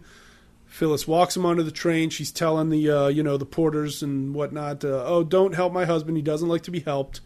Let's just get him on the train. Tell him where he's supposed to be. And then he tells the one guy, I'm going to go back to the observation deck and have a smoke. Mm-hmm. Goes through the caboose, out to the observation deck, where he wants to just jump right off. He almost does. But there's a guy waiting there. A cowboy from Oregon named Mr. Jackson. Jackson, heading north, back to Oregon, catches Dietrichson, really Neff, out there. Neff keeps his back to him the whole time, talks about how he's heading to Palo Alto, this and that. Starts feeling around for a cigarette. Jackson offers him a cigarette. He says, you want to roll your own? Yeah. And then, Jackson offers to go back to his compartment for him. To get cigars, which is what he prefers. Yeah, I prefer cigars, but I left them back in my room, in my bag. Right. So Jackson, who has now witnessed, quote unquote, Dietrichson on the train at the observation deck, goes back into the train to get some cigars. Right then, perfect timing. The crutches go over the rail. Neff climbs over the rail, jumps off, doesn't hurt himself, amazingly. Mm-mm. And he's right near the drop-off point. Just over yonder is Phyllis in the car with Dietrichson's body. Yep. The train's moving on down the track away from him. Drag the body out. Where's the train going? Palo Alto. But straight line. Straight line. Oh. They move the body onto the tracks. I'm pretty surprised the body didn't wind up getting run over by a second train at any point. But I kind of wondered that too. I kind of wondered if that was the initial plan. But yeah, I wonder if maybe they found it real early. But who would find it? I don't know. Well, they do mention that about 20 minutes after his disappearance, there was some sort of, like at the next station, he wasn't to be found, and so they made a phone call, and then they went back and checked the tracks, and they found him. Oh, I thought it happened much later than that. No, I thought they said, I could be wrong, I thought they said 20 minutes, but they do make a point of saying that at the next station, they they made a phone call regarding that. So, however far away the next station was. I thought it was that a body had been found, and then they telegraphed up, and then finally at one of the stations, the telegraph. I could have it the other way around. Again, my brain's not working today. Oh, okay. But either way, something similar to that happened. So, eventually, the train gets news that this guy fell off the back and died. Yeah. So they dump the body. They dump the body on the train tracks. And they go back into the car. They go back into the car, and the car won't start. Correct. Phyllis is behind the wheel, cannot get the car to start. There's an interesting story kind of a that. Sexist moment going on right here. There is a sexist moment with that. That was not in the script. Oh, really? Yes. Wow. One night after shooting, Billy Wilder got in his car to leave the set, and he couldn't get his car to start, and he thought, this would be great to have happen in the film. Nice. And that's how that happened. It was a tense moment, and Phyllis can't get the car to start, tries and tries and tries. Neff reaches over, tries it a couple times, it starts. I mean, he holds it. He basically does man. it. He basically does it once. He just holds it down a really long time. It seems like, and then of course it starts. Works for him. We looked at each other and we were like, "Oh, that was pretty sexist." That was kind of sexist. Women don't know how to start a car, apparently. So, it looked like they were facing certain doom. Their best case scenario might be we have to push this car away in the dark, and somebody's certain to see us. Instead, they make a clean getaway. I want to address something real quick. Let's hear it. Because the way we're telling this almost makes it sound like Neff is the driving force of this. And I want to make something clear. Yeah. Phyllis really clearly is manipulating Neff. Sure. But just from our and he does take charge in like figuring out. He becomes the mastermind, which is great for Phyllis because she didn't come up with the evil plan. Right. So, but it's really clear that she sort of engineered the right person in all the right circumstances and got him to sort of take control. It's not that she... I just really want to stress that she's very devious. But he's still choosing to do it. No, he's choosing. I just don't want... I don't want to like put it like as he's this mastermind because really at the end of the day he came up with the whole plan. Yeah, I'm not so sure he did. I mean, I think he did come up with a plan, but I think she knew a plan before she even. I think she chose him for that reason. I think all she knew was she wanted him. She wanted Dietrichson dead, and she wanted money. Yeah, I don't know. She knew that Neff was enough of a sucker. Yeah, I don't know. A horny sucker. I think she's more calculating than that. I got the feeling she was more calculating than that. Time's going to tell. Time is? The car starts. They drive away, but Dietrichson is dead. Neff, his whole alibi is in place. Yep. Everything he planned for his alibi is perfect. But news of Dietrichson's dead body is just, boom, it's on the front page first thing in the morning. So now, Keyes and Neff, being employees and high-up employees of the insurance company that have policies on this guy, are called into Keyes' boss's office, Mr. Norton. We only see him in this one scene. And he makes a crack about how Keyes showed up to this meeting without wearing a jacket. Yeah. Says something about, what is it, too warm in here for you? And, Keyes... I didn't realize it was going to be this formal. Yeah, that's what he says. And then later he makes a joke, I'll wear a tuxedo next time. Yeah, and I got the feeling that this was the top guy at the firm. Like, this is Mr. He's Edward Norton. Yeah, Norton Insurance, I guess. His name is literally Edward S. Norton. Yeah. Which was also the guy who played Ralph Cramden on The Honeymooners, right? And Ed Norton, the actor. Our contemporary movie star. So they go in to talk to like the boss of the company, who's kind of a jerk. The boss man. Well, he's watching out for his bottom line, right? So he calls them in and he's talking about how what is it? This, that, and the other thing, and about how they don't have to pay this policy, and he's figured out why. Yeah, and I guess the reason why I think he's a jerk, and I mentioned this when we were watching it. It felt like classic insurance to me, like an insurance company where it's like I mean, I don't want to just accuse all insurers of doing this, but there is a now common stereotype for a reason that insurance companies will try to find any reason not to pay out, even if it's the wrong thing. Yeah, they're selling you thin air. Yeah. And they're saying, pay us all this money. If something happens, you get this money for it. And then when that thing happens, they look for every possible reason to not pay you. And that's what this guy really feels like he's doing. Oh, yeah. It's true. Yeah. It's absolutely true. What a jerk. But he's doing it because in his mind, he runs the company and he's trying to save $50,000. Well, in this case, $100,000. Yeah. But you know, though, like, Keyes works for the company, and Keyes is like, look, they got us. This is the right thing to do. Right. Who else does Norton call into the office? He calls in Phyllis. The widow, Phyllis Dietrichson. Shows up wearing all black with a veil and a hat. She's wearing black. She's got a hat on, a veil over her pretty face. And, I mean, is this the day after her husband's found dead? Or maybe just a couple days? Yeah. He it's sits her week. down, and he says, your husband committed suicide. He bought a policy off of one of our agents. He signed it. He tucked it away in the safety deposit box, and then he went and threw himself off a train because he knew it would pay double indemnity for his wife and the woman he loved. This is suicide.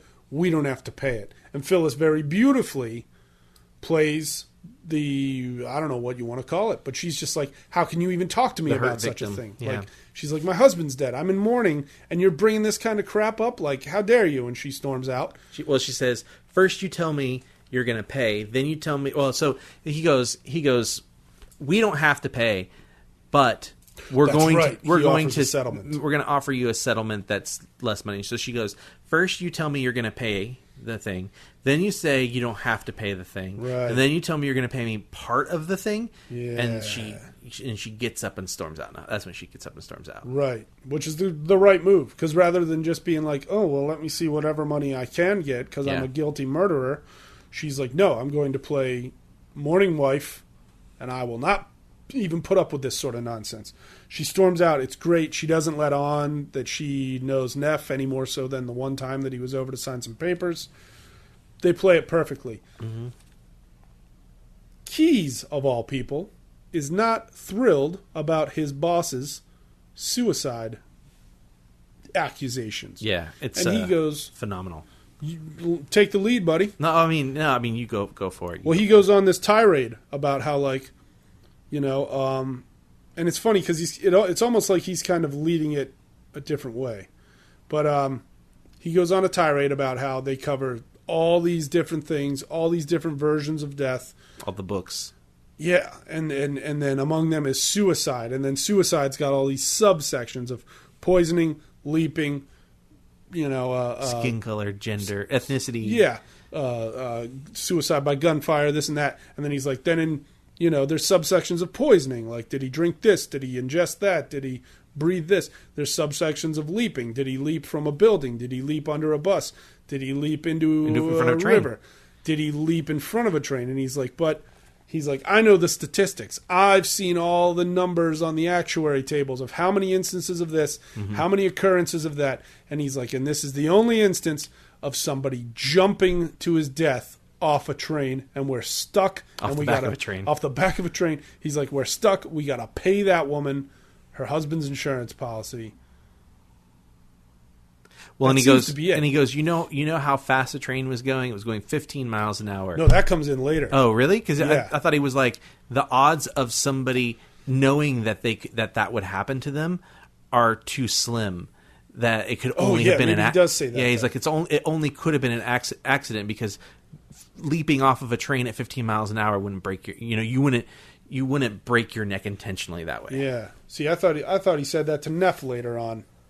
No, wait, he does say that to Neff later on. Because what he's saying to Norton is, nobody commits suicide by jumping off a train, so this clearly wasn't a suicide. Oh, you're right. So he's saying that's his reasoning for it's not a murder. Right. But it is a murder. But then later, you're right. The whole case still isn't sitting right with Keyes. He keeps talking about the little man that lives in his gut and how he knows something's wrong when he tries to eat food. The little man wakes him up in the middle of the night. Yeah, and the little man is basically giving him indigestion. So then, yes, later he starts saying to Neff, he's like, Norton was wrong about suicide, but you know what? We're wrong about accident. It was murder. Yeah, and that's within scenes. Like it comes very quickly that he comes to this realization. Very, he can't sleep at night. And he goes to see Neff at home. And while he goes to see Neff at home, Neff has just gotten a call from Phyllis, and he tells her, yeah, come on up to my apartment. She's a block and a half away. She's a block and a half away. He's like, yeah, come on up to my apartment. Don't let anybody see you.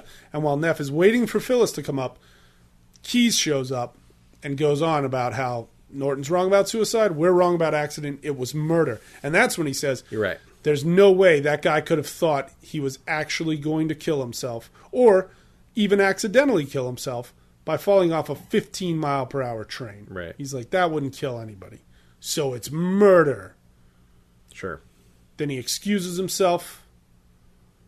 Neff walks him into the hallway. At this time, Phyllis is listening at the door. She very smartly hides behind the door as it's opened. Neff's holding the door. She tugs on it from the other side. Neff realizes, oh, that must be Phyllis hiding back there. So he kind of makes sure the door stays open wide so as to hide her. You want to know the interesting thing about that? Yes. Impossible, that scene. How so? In real life. There's building codes, and building codes say that you can't open doors into hallways. That's true, huh? Yep. Every apartment door usually opens into the apartment. Mm-hmm. Wow. So as to not accidentally hit somebody that's walking by I like that a lot. your apartment. Impossible scene. But were those codes in place in 1944? Yes. All right. You did the research. But it's still kind of a fun. Yeah, it's a fun scene. moment. It's cat and mouse right there. Yeah. And then, the elevator comes. Keys doesn't get right on it. He walks back to the door to get a light from Neff, because Neff seems to be the only person that can light his cigars. Finally, Keys bugs off. I'm assuming Neff and Phyllis get it on in Neff's apartment at that point. What is it? She goes into his apartment. I think they just kind of close it at that point, right? I think he talks to her about how they can't be seen and that Keys will follow her. Yeah. So, I mean, like, this is sort of their last conversation together for a while. For a while, yeah, because Keys is definitely going to have investigators working on this thing. So they do have that. They do have that brief conversation in there. Right. Sure. Let's say they get it on. That's nice. The next day, Neff goes into his office. Mm-hmm. Who's waiting for him? Little Lola Dietrichson. Oh, yeah, yeah. And she's all sad because her dad's been murdered. Mm-hmm. And she hates her stepmom, Phyllis. And she also points out that, Phyllis was my real mother's nurse. Mm-hmm. And she says, a few days before my dad was dead, I saw Phyllis at the house with a hat maker trying on a black hat.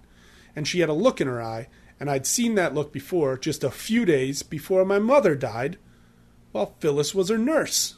Well, and that they were out at a cabin at their like in the winter, like in the mountains or something. Yeah. And that it was very cold, and their mother had caught pneumonia, and Phyllis was the nurse, and she went to see her mother one night. Yeah. And Phyllis wasn't there. All of the blankets were off her mother, and the windows were all open. Whoa. And so she goes to closing the windows and putting the blanket back on, and Phyllis walks in and sees this, and that's when she sees the look in Phyllis's eyes. Yeah. The look of hatred and murder. So this might not be Phyllis's first murder. No. Which is one of the reasons why I think she was much more aware of the possibilities and more calculating than one of the reasons why I think she's more calculating than she lets on. Sure. And I think later on there's some more evidence, but I'll get to that when we get there. Yeah, I agree with you on that. I'm saying Neff made his decisions. I think she allowed Neff to make decisions that she knew he would make. Yeah. I think she knew the train stuff. I think she knew the double indemnity stuff, and I think she knew that Neff would pick up on that. All right. That's all I'm saying. Interesting. Well, Neff goes to hanging out with Lola for like the whole weekend. He mentions that he takes her out again on Sunday and this and that. So he's getting to know Lola, and she's going on and on about Nino Zacchetti and how she won't shut up about that guy. She's like they're basically broken up. She's moved out of the house. Well, she's sort of run away from her own house, and she's just kind of staying in an apartment somewhere. She hasn't seen Nino in a while. She hasn't been home to see Phyllis in a while because she can't stand to be around her. Yeah. And Neff sort of puts it together that Zacchetti and Phyllis are spending time together, and that is then confirmed because Keys tells him, my boys have been spying on Phyllis's house. She finally slipped up. And this young man keeps showing up. And this young man turns out to be this kid named Nino Zacchetti. Yep. So Neff gets the idea that he can probably pin his half. Well, Keyes tells him that. Keyes tells him that because he tells him when he first comes up with this idea, when Keyes comes up with this idea that the woman is working with someone else, that Phyllis is working with someone else, that they can't keep things a secret for too long, that eventually they'll meet back together. So when his guys see Zacchetti going to her house 4 nights in a row, he goes, she slipped up. She's been meeting with the other guy. Yeah. So he tells him that they're going to pin this on Zacchetti. Okay. I thought he had already put it together from what Lola told him. Maybe I'm combining the conversations. Yeah. But either way, Neff figures out if he can kill Lola. Mm-hmm. Lola's the innocent teenage daughter. Not Lola, yeah. The gorgeous innocent daughter. Phyllis. If he can kill Phyllis, she can't rat him out, and the police will assume Phyllis is guilty, and this guy Zacchetti is guilty, because Zacchetti's got a reputation in the toilet.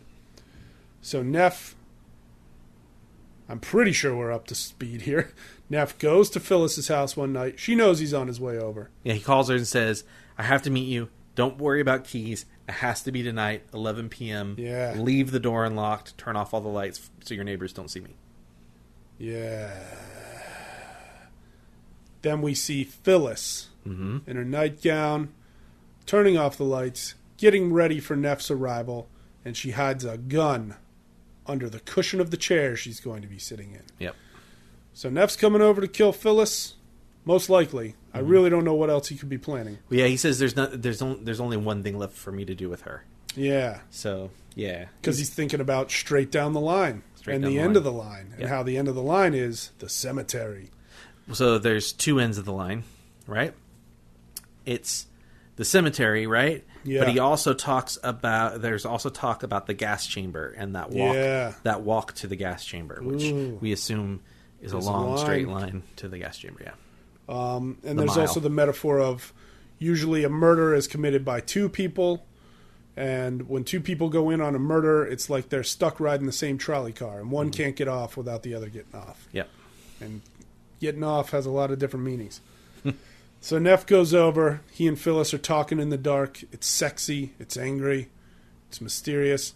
She makes a comment about some window being open, or she wants him to open a window so he can have a cigarette. Is there someone else here? And she goes, no. And he goes, well, what's that music? She says, oh, there's music playing down the street. Yeah. I'm not quite sure what's up with that, but the window's open so she can hear the music down the street. Yeah, so he goes to close the window then. He's like, I'm done with this music, is what he says. Yeah, and literally just as he stands up and walks over to close the window, she gets the gun out from under her seat, and as he turns back to her, she just shoots him. Yep. And it's a classic 1940s shooting, so there's no blood. Nope. You don't even see a hole in his clothes, Nope. but he's clearly hit. He's shot, yeah. And he sort of staggers against the wall, and he starts holding part of his chest, and what is it? He staggers back to her, and she comes up to him, and he's saying, "Do it! He's like, finish me off. You didn't do it right. Let me move closer." Yeah, he's like feet from her, and he's like, "Yeah, he's like, here, can you get a better shot here? Am I close enough? Can you get a better shot?" And she's like, "Oh no, because I realize now I'm in love with you, and like I've never been in love with you this whole time until just now when I couldn't take that second shot." And he gets the gun away from her, and he's holding her close, and they're trading all these horribly psychopathic. Romantic ideas back and forth, and he shoots her twice in the gut. Yep. He gets off the trolley. Yeah, he's off the trolley, all right. Lays her dead body out on the couch. Takes the gun with him, I think. It's kind of unclear. Yeah, I think he has it with him. He staggers out of the house, limping, shot in the arm, well, kind of in the high chest. Yeah. And right as he comes out of the house and staggers into a bush, Zacchetti comes walking up to the house. Nino Zacchetti, young troublemaker, med school dropout. Basically, Neff's options are let Zacchetti go in and find the dead body and certainly have this whole thing pinned on Zacchetti. Yep. But instead he says, Zacchetti, come here. Zacchetti, of course, being a jerk, is like, man, what do you want? Man, blah, blah, blah. Instead, Neff says, take this nickel, go down to the drugstore, call Lola. She really wants to hear from you. Because Neff realizes he's about to die from this gunshot wound. Yeah. He might as well spare one innocent life. I mean, Zucchetti's a jerk, but he's literally had nothing to do with these murders. Yeah. Although it does seem like he might have been stooping Well, Phyllis. I was going to ask you that, 4 like, nights. what you thought Phyllis, and because he goes back 4 nights in a row. This is the 5th night in a row that he goes back to see Phyllis. Right. And it's intimated that she's been telling him that Lola doesn't want to have anything to do with him, that she doesn't love him anymore. Okay. Because he says that, and then Neff says, "Never mind what Phyllis says. Yeah. Talk to Lola because she still loves you." And this is going back to sort of the nefariousness of Phyllis, and why I think she's a lot more calculating is I think that Phyllis was trying to seduce Zucchetti so that way she could convince him to kill Neff. And and sort of Neff sort of implies that something similar is going on. He's like, oh, you're going to take care of. First, you take care of the nurse, and then you got to take care of the husband, then you got to take care of the guy who takes care of the husband, and then so on. And he's like, then who's going to take care of the next person? Right. Who's the next one in your list? So I think that was Zucchetti. Okay. Was the next one on the list. I like the sound of that. Yeah. So Zucchetti takes Neff's advice, takes the nickel, leaves. He's gotten away. He hasn't committed any crimes. Neff, shot, staggers all the way back to his office, bleeding. We get caught up. We still don't see any blood at this point. Right. We get caught up to where the film started, him staggering into his office. He's still talking into the wax cylinder recorder. There's a bunch of cylinders laid out now. He's been going on and on, filled up all these cylinders. And keeps going, just telling the whole story, letting it all out, confessing. And then at one point he turns. Well, he says, Keys, Yeah. I want you to tell Lola before it breaks and she finds out another way. I want you to break it to her gently. And then that's when he hears something behind him and he turns around. I should probably go to my page of notes. Yeah, go to your notes, man. You get those for a reason. Come on. Give the program, Steve. Yeah. There it is. So he turns, Keys, and just some, I think it's just the night janitorial staff. Yeah. I think at first glance it looks like Keys and the police. Yeah, but it's a janitor. But we realize, it's just Keys and the janitor. And Keys comes in, and Neff asks him, he's like, don't rat me out just yet. I need 4 hours. Give me 4 hours. I can make it into Mexico, and then, sure, call the police on me. And Keys is like, you haven't got 4 hours. Like, you're never going to make it to the border. Are you crazy? It's like you're not going to make it to the elevator. You're not going to make the elevator, yeah. So Neff is like, oh, I'll make it.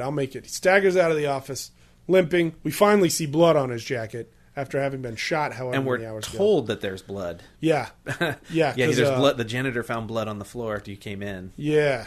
So that's why Keys showed up at the office. I think they mentioned it's like 4:30 in the morning at this point. Yeah, he was like, is it the little man? And he's like, well, this time the little man was the janitor. Yeah. Called to tell me you dropped some blood on your way in here. Something like that. Neff goes staggering out of the office. Bleeding, shot. Who knows how long it's been since he's been shot. Gets to the glass door and just falls flat on his butt. What is it? Keys comes out and joins him. And Neff's like, who put the elevator so many miles away? I have to sneeze so bad right now. Oh, man, so good for the radio. Oh, it's great to sneeze on microphone. We're almost there. Neff's laying there. He's dying, making jokes about the elevator being so far. Keys squats down over him.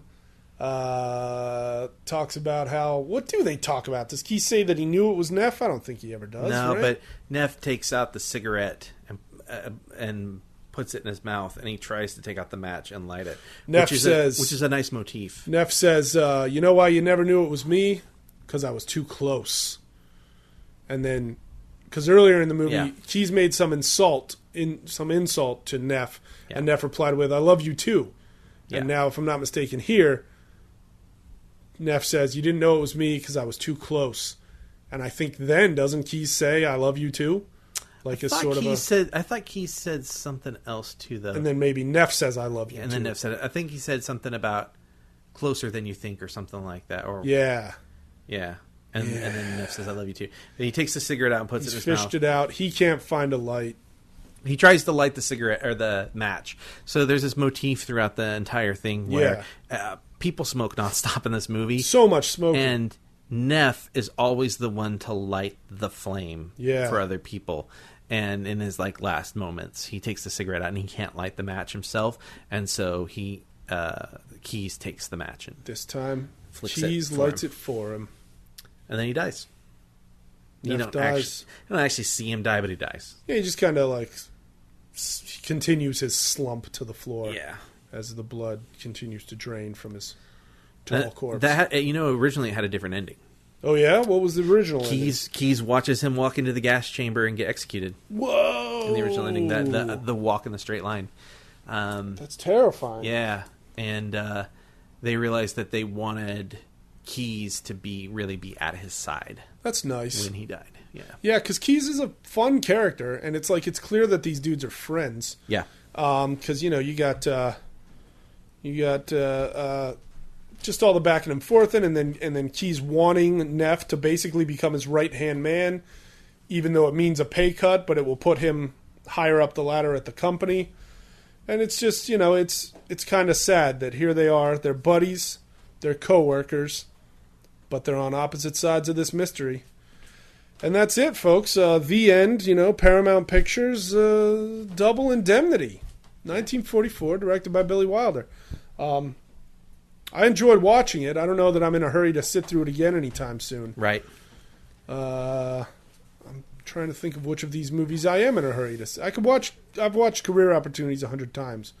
I would watch Sunset Boulevard again. I could watch Sunset Boulevard again for sure. I could probably watch The Apartment again. That'd be a fun I could watch The Apartment movie. again. I could probably watch Sophie's Choice again. It's funny that Sophie's Choice and Sunset Boulevard are both... I mean, I have all these other movies I want to... Exactly. There's a lot of other movies we need to get to first. Yeah, we got a full bucket full. Before we revisit any of these. So we have a new bucket. Yes. Specifically for October. Can we call it the Halloween bucket? No. I mean, it's also a Muppet bucket. It's a different Muppet bucket. Different Muppet bucket. Yeah. So the October Muppet bucket is just horror films. Yeah. We're going to draw 2 movies now, and then at the end of the next podcast, we'll draw 2 more, and then we're going to take all the rest of the movies that are in that bucket, and we're going to mix them into our regular bucket. So we'll have some horror movies throughout the rest of our journey. So that maybe we'll get to watch something that isn't 60 years old. Yeah. I mean, there's some stuff in there that's not 60 years old, but... We keep not drawing it. I know. Well, I mean, it's not our fault. We're not choosing. We're reaching in and pulling out randomly. Well, we seem to always get stuff from the 40s. Well, we're about to guarantee fun, exciting, somewhat horrific films for the next month. Okay. And I guess we'll go ahead and say that we do have a potential special guest in 2 podcasts. Do I know who this guest is? Yeah, we've discussed it briefly, but we're not quite sure. I'm not quite sure how this is going to work. I'm going to record an interview with him ahead of time. Okay. Which would probably be the smartest thing, or we're going to just cram together on the couch. I have a feeling we'll probably record his portion ahead of time. All right. But we'll talk more about that at the end of the next podcast. Because at the end of the next podcast, we'll also have just talked about 2 movies. 2 more movies, yep. Which we have to pick right now. Let's do it. Let's draw it. Okay. Do you want to draw first, or should I draw you first? Should draw first. All right.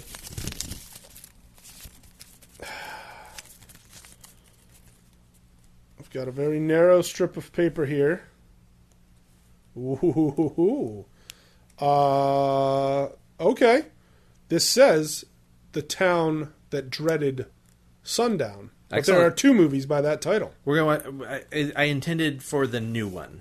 Right. On there. Now, so we made a list that Steve knew about. I should explain this.